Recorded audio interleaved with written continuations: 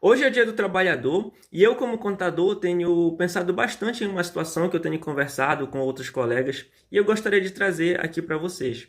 Hoje em dia no Brasil, o contador é o profissional que é responsável por fazer todo o processo de registro do seu CNPJ. A gente faz o processo de registro, a gente registra o seu funcionário, a gente calcula impostos, vê toda a parte de tributação, faz a questão de balanço patrimonial, a gente faz projeções da sua empresa, a gente calcula impostos. A gente faz tudo isso, né? Só que o que acontece? Apesar de ser essencial, muitos empresários sabem que o contador é muito importante, só que eu tenho percebido que é a profissão que, apesar de ter maior trabalho quando se fala de CNPJ, é a profissão que eles querem, muitos empresários querem pagar depois, né? Querem pagar depois de um mês, muitas vezes recebem um orçamento barato, mas querem pagar depois de um mês.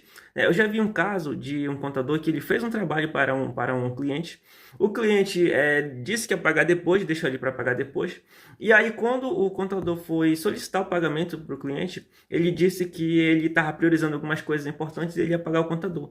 Sendo que ele precisava muito daquele serviço simplesmente para conseguir receber alguns honorários que o cliente precisava, né? Então, é a profissão que a gente trabalha gratuitamente para o governo na parte de recolhimento de impostos, mas a gente é criticado pelo nosso ministro da Fazenda, né? E então, existem muitos casos hoje em dia que acontece isso, né? Se você chama um pedreiro na sua casa, se você chama um eletricista, se você chama qualquer profissional, ele simplesmente ele prestar uma torneira, uma instalação, eles não vão fazer isso na amizade, né?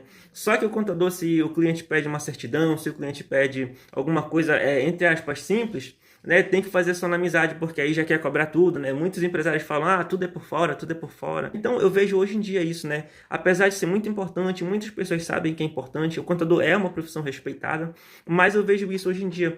Então, eu gostaria de trazer essa reflexão aqui, né? Que o contador ele é extremamente importante para o seu CNPJ, né? Para a existência dele. Eu gosto de fazer a seguinte reflexão, que se a gente for comparar com um carro, ele não seria nem o combustível responsável por fazer o carro sair do lugar. Ele é basicamente a engenharia que faz o carro existir, né? Então esse seria o CNPJ, né? Se não fosse o contador, nem existiria o CNPJ, né?